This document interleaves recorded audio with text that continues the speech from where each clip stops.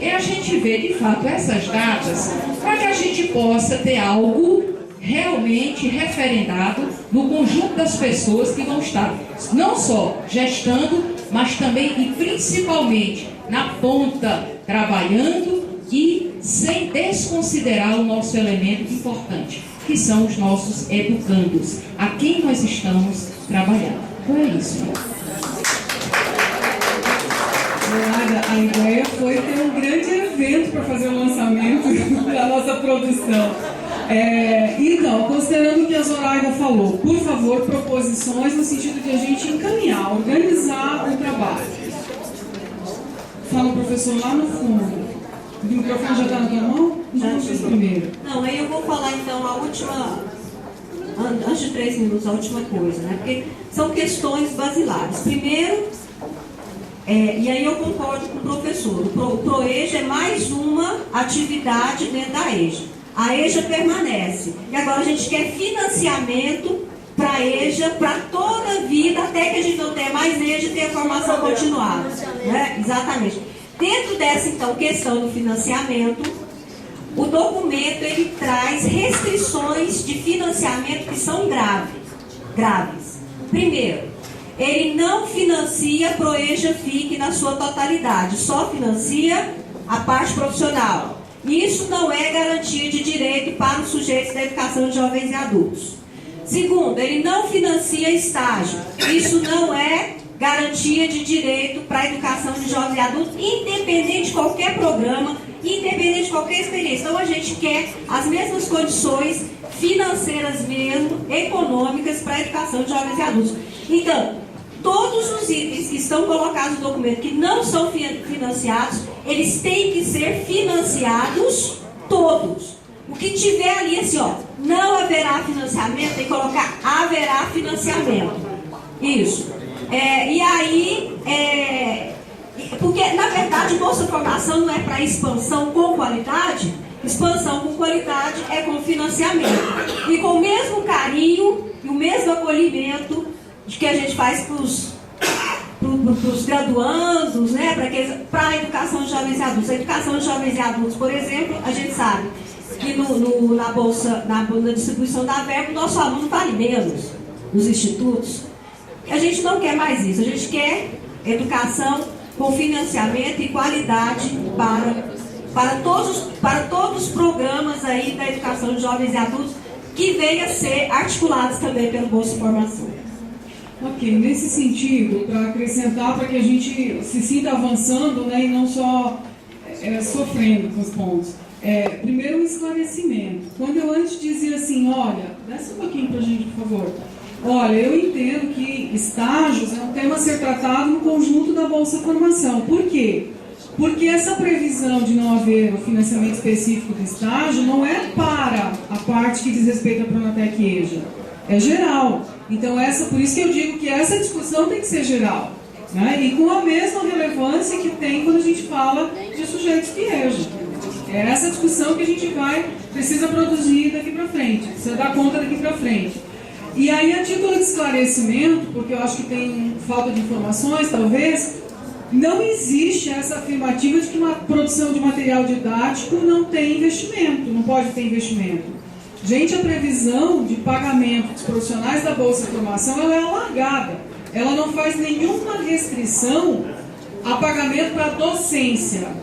E a gente tem experiências concretas, por exemplo, do Instituto Federal do Paraná, que fez toda uma organização interna que viabilizou a produção de material didático de uma forma muito interessante. Então, não existe essa restrição, tá? Se alguém em algum lugar leu isso ou entendeu isso, eu sugiro a gente conversar mais para esclarecer. Porque não existe essa restrição. Tu pode sim pagar os professores, parte do que tu pagas para os professores pode estar direcionada a essa necessidade, a essa tarefa de produção de material didático. Então, e o não financiamento da parte geral da... Posso continuar falando? Você está me interrompendo. Eu não me interrompi.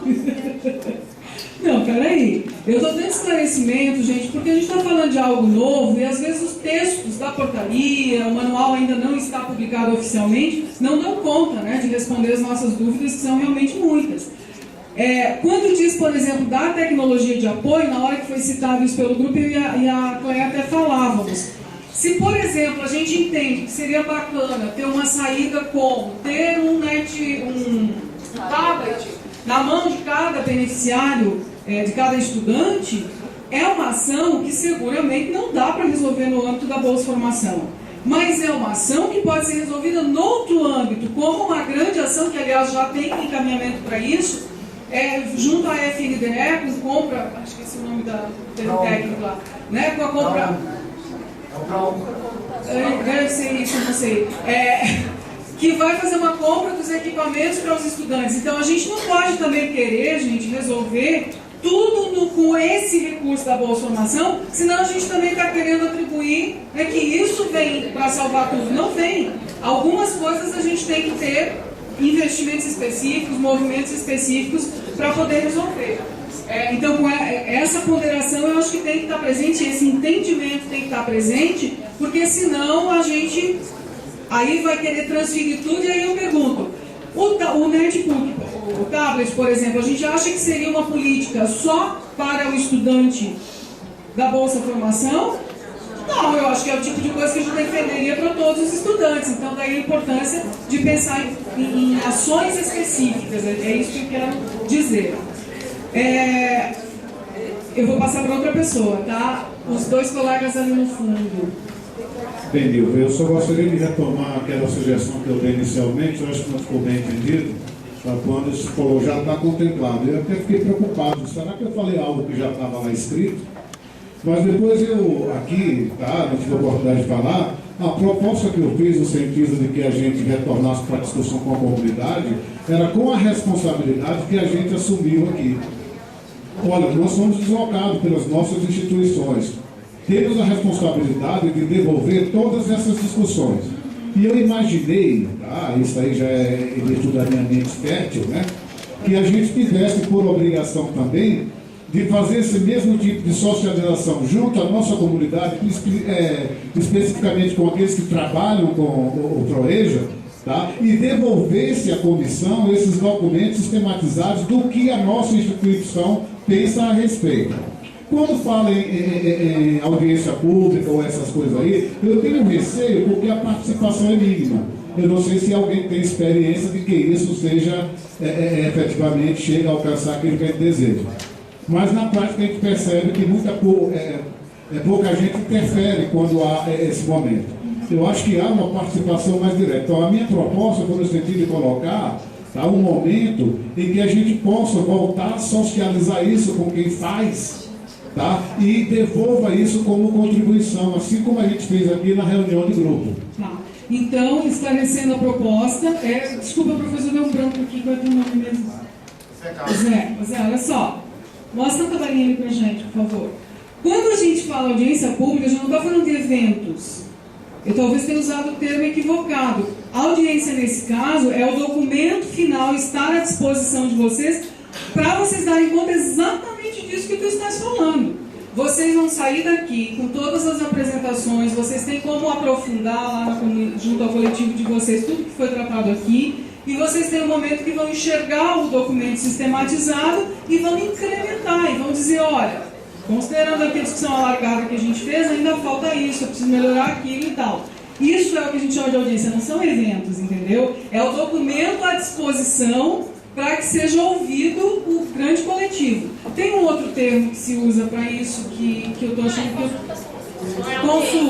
Consulta pública, isso? Tem que trocar ali, troca? Mas é o que está ali. Ô Zé, para de me confundir, Zé. Eu estou escrito ali, meu Deus. É consulta pública, é exatamente isso. Vocês vão lá discutir, aprofundar. E aí vamos fazer aqui Foi justamente isso. O equívoco da coisa, a consulta pública, eu disse que eu não acredito muito. Porque a participação não é tão efetiva como seria se a gente tivesse essa responsabilidade pessoal de fazer isso, enquanto que não justifica o financiamento da minha instituição que vindo para aqui, se eu não fizer uma devolutiva para ele e trazer de volta essa Então veja só, nós podemos combinar de forma bem clara aqui, que tu estás dando uma sugestão de que cada pessoa aqui, isso para mim mim é tácito, né? Já está posto, é inerente à forma que a gente escolheu para fazer a discussão. Cada um sai daqui exatamente com esse compromisso de multiplicar, de abrir a discussão, de fazer as pessoas, na hora que o documento estiver disponível, de organizar para que as pessoas contribuam. Mas isso é preciso repercutir, tanto que eu antes até dei sugestões. Por exemplo, o pessoal das redes estaduais entende que é preciso algo mais orgânico ainda para alcançar esse resultado, de ter discussão, de ter mobilização. Tem aí a sugestão de, por exemplo, aos gestores mobilizarem de uma forma que permita isso. E só marcando esse espaço da Manuel, olha só, vamos recuperar qual é o propósito desse seminário. Né? É a gente provocar isso, a discussão. A gente quer o quê? Vocês não somos um conjunto de iluminados. Nós estamos aqui, por quê? Por algum motivo de ordem prática, a gente foi escolhido para estar aqui nesse momento, cada um de nós. Mas seguramente, quando nós definimos que 100 pessoas estariam aqui, 100 e pouquinhos, não é por achar que esse grupo teria condições de fechar toda a discussão. É para que vocês sejam elementos multiplicadores. Vocês vão voltar e daí, no âmbito de cada rede, é preciso fazer a devida organização para que isso aconteça. Por exemplo, pena que a Cris não está aqui, mas a gente tem outras colegas, a Silvana. Por exemplo, a rede federal. O que eu imagino que a rede federal vai fazer? O Fórum de Dirigentes de Ensino certamente vai colocar em sua pauta a discussão sobre esse tema que nós temos aqui, o mesmo tema que nós temos aqui. Porque se não fizer isso, não é na relação individual de cada um de nós que esteve aqui que isso vai se resolver. Então, esse é o entendimento, né? Se isso não estava explícito, é isso que a gente entende quando traz esse conjunto de pessoas que é tão pequeno em relação a todo o restante das redes, ao conjunto das redes, mas que vem com esse papel de voltar e provocar ao aprofundamento, porque disso a gente quer o quê? O grande resultado que a gente quer, vamos recuperar isso, não é um documento, né, gente? Não é um documento. O documento vai ser apenas uma materialização. O que a gente quer é, lá no dia a dia, esse assunto fervendo. Isso bem, não te interrompi, mas eu vou tentar falar bem rapidinho. Assim, só para encaminhar mesmo, quer dizer, eu acho que a Zoraida colocou uma coisa importante. Nós tivemos uma série de angústias, nós recebemos o documento de referência aqui, começamos uma discussão nos grupos, que vimos a complexidade do que está escrito nele. Agora parece, eu consigo vislumbrar que nós vamos ter um tempo, sim, para a elaboração desse documento. Estou conseguindo ver que nós estamos construindo isso aqui. Eu acho que nós vamos sair daqui com isso bem encaminhado, acredito. E, portanto, está marcado para hoje à tarde uma sistematização. E está previsto, inclusive eu estou previsto participar como relator do meu grupo dessa discussão, mas eu acho que tem mais gente que poderia contribuir, aproveitando esse momento, que reunir essa turma aqui não é tão fácil. A gente sabe que se gastou dinheiro, o MEC gastou dinheiro para fazer isso. Eu acho que poderia, inclusive, abrir para quem quisesse participar. E para fazer isso sistematicamente, tem que partir do documento. E ir vendo o que vai mudando lá, porque lá estão os princípios todos que a gente está discutindo aqui. E discutir o documento sistematicamente, a gente pode definir, então, as mudanças, inclusive, vão ter que ocorrer na portaria, se tiver que ocorrer. Então, e portaria plena. Portaria o ministro mesmo assina, não tem uma dificuldade de tramitação como teria outras medidas legislativas. Então, a minha sugestão é que a gente faça isso que está colocado no calendário que foi proposto, faça isso que o calendário que está proposto, e a gente só inclua aí um momento presencial, se possível com financiamento do MEC. Se não for possível, a gente gasta lá das instituições e vem para cá, que é financiamento público em vários casos e outros não. Até tentando viabilizar pelas instituições públicas para que outros atores consigam vir, mas só incluir isso nesse calendário para que a gente possa ter esse outro momento que vários colegas aqui estão pedindo para que exista esse momento presencial da discussão olho no olho dessa proposta. O resto tudo é bem-vindo, audiências públicas dos estados, que a gente possa ampliar o máximo possível essa discussão desse documento que vai ser construído hoje à tarde, uma minuta, para ser levado ao conhecimento de todos os colegas que estão angustiados lá na base. E eu vou passar aqui para a colega que também tem uma questão de encaminhamento aqui, parece. Não, a minha questão não é de encaminhamento, é uma questão de ordem geral, que eu não tive a oportunidade de falar, mas é que ontem surgiu no meu grupo, e em conversa com os colegas, eu vi que isso também apareceu em alguns grupos, que é a questão da participação das instituições privadas, que o documento aponte claramente quais os critérios, né, que vão ser utilizados para a participação dessas instituições.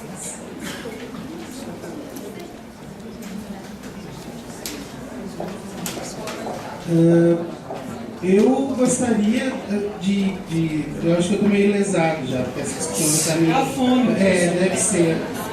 Porque assim, tem esse cronograma e foram encaminhadas outras formas. Das manifestações, me parece que eu não consegui ainda identificar como que o contato vai continuar sendo feito das pessoas que aqui estão, certo? Está se discutindo uma série de coisas, nós recebemos o documento aqui, daí a professora falou que o objetivo não é o documento, mas a gente está correndo em 3 semanas para finalizar um documento. Então eu já estou confuso de novo, né? Se é assim, eu quero saber quais os recursos que a gente vai utilizar para continuar mantendo em contato. Outra coisa, sistematização das discussões do seminário, certo? Nós fizemos o trabalho no grupo, fizemos o trabalho de relatoria. Até o momento eu não ouvi, né, dos colegas aqui presentes também, sabendo quem são as pessoas que vão ficar aqui até o final da tarde, porque ainda tem uma tarde de trabalho. E vou dizer com todas as letras que eu não sou guri e não vou ficar fazendo o trabalho de relatoria de novo no grupo de trabalho, sozinho, se tem mais colegas que vão ficar aqui. Certo? Quem fica teria que, no mínimo, se dispor a trabalhar junto nisso, porque da nossa divisão dos grupos, que foi aleatório, a gente foi se inserindo nos espaços que a gente achava que podia contribuir, outros permaneceram.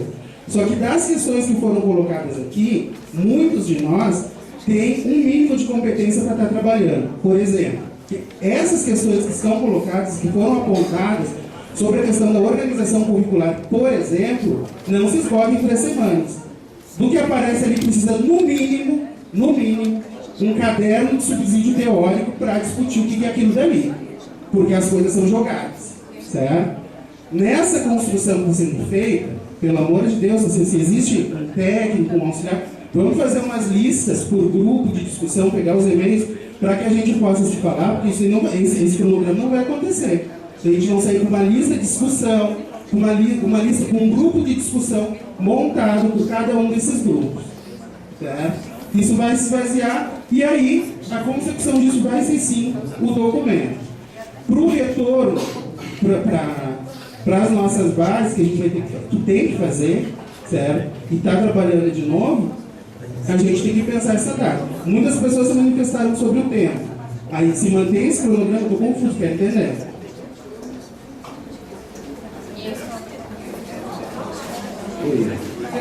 Rodrigo, só um pouquinho, professor, assim, a professora está pedindo que... mas ela pediu depois de mim, porque minha mão estava até endurecendo, estava quase dando um salto.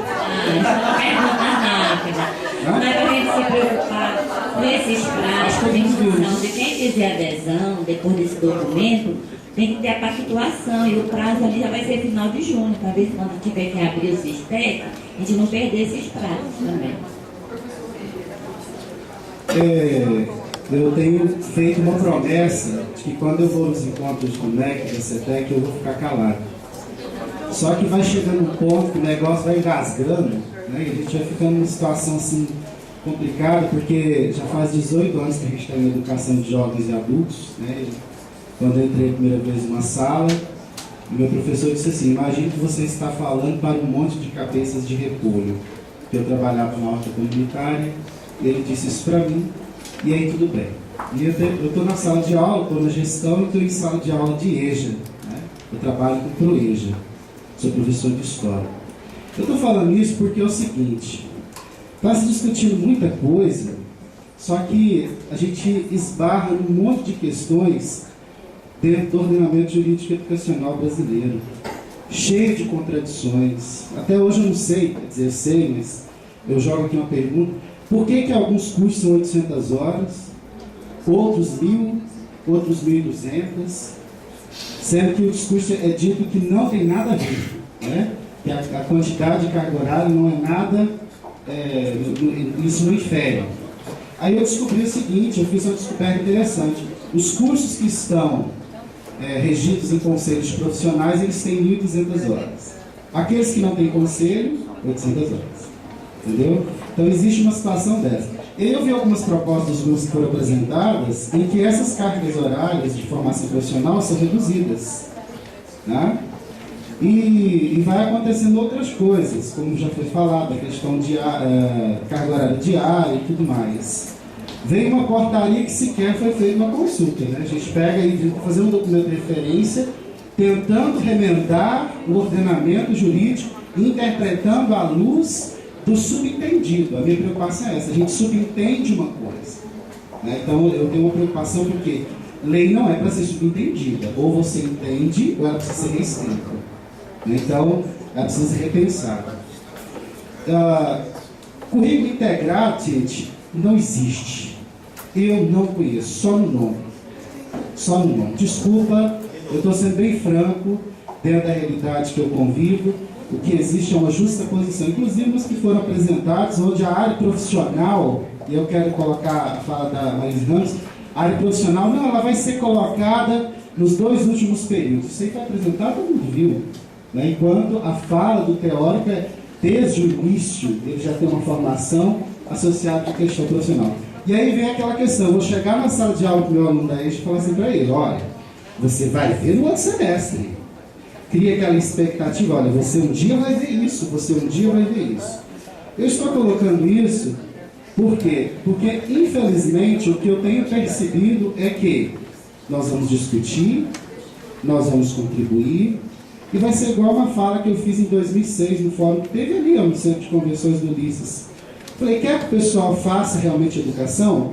Pega a carteira de trabalho para aquele que está trabalhando, veja quanto ele ganha e fala, olha, eu quero você durante esse ano afastado para a capacitação. Você vai investir na sua formação e eu, governo, vou te pagar o que você ganha lá no seu trabalho. Por que ele tem que fazer formação em trabalho? No terceiro turno? Por que nós também, professores, temos que fazer assim? Não, olha, vai ter uma formação continuada. Vai ter uma formação continuada. Você vai estudar sábado e domingo. E aí vem uma proposta de um semestre, né, que na realidade são 4 meses, e aí fica a questão, né, como é que vai ser essa organização? Eu estou colocando isso por quê? Porque realmente vai engasgando, viu, Nilva? Eu sei, eu não queria estar na situação que você está, porque eu sei que você é da rede, né, mas é uma coisa que nos inquieta, né? Não sou contra, nós vamos fazer. Vai ter Proeja, no Pronatec, vai acontecer. Isso aí a gente sabe que vai. Eu só fico preocupado em como, quem, onde, por quê e de que forma nós vamos resolver isso. Os alunos que vão ficar em integralização, porque Proeja técnico e integralização é pós-2015. Quem vai pagar a conta em 2015, 2016? Porque tem cursos que vão vazar 2015. E o Bolsa Formação é até 2014. Até 2014. Muito obrigado.